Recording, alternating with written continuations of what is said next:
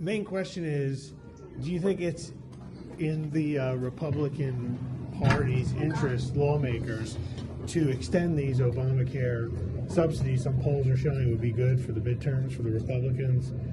What are your concerns about extending it, or do you think it's a good idea? Where do you stand? Look, I'm open to having the conversation, obviously learning more about it. I know when you look at the fact that there's no cap, when you look at how you can always do things better, and then you also look at the intent of the program and has it served its full intent. So certainly believe there is a conversation to be had. There are definitely reforms that need to be made if this is something that's going to continue forward, and so we'll take a look at it. Do you have any ideas on what changes need to be made that maybe both parties could agree to avoid this shutdown from being prolonged shutdown? This shutdown should not be occurring. Is this our? No, we're going down one more. I mean, we shouldn't have a shutdown. Look, we've actually been doing our job unlike what Democrats did. So if you go back last year when they got a CR, they hadn't put one appropriations bill on the floor. We've actually passed 3 appropriations bills, and it doesn't need to be lost on everyone that this is about funding the government.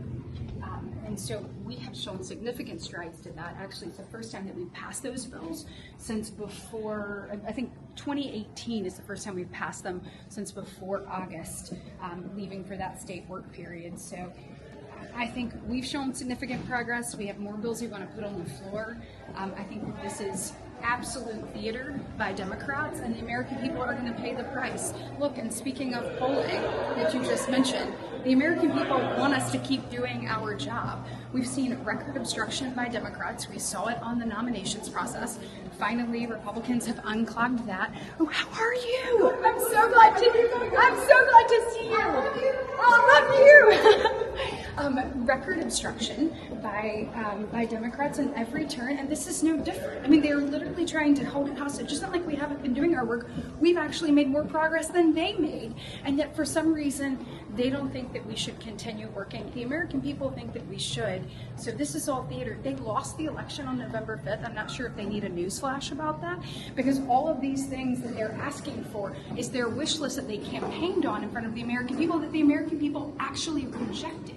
So let's go back to work and stop the partisan politics. Seriously.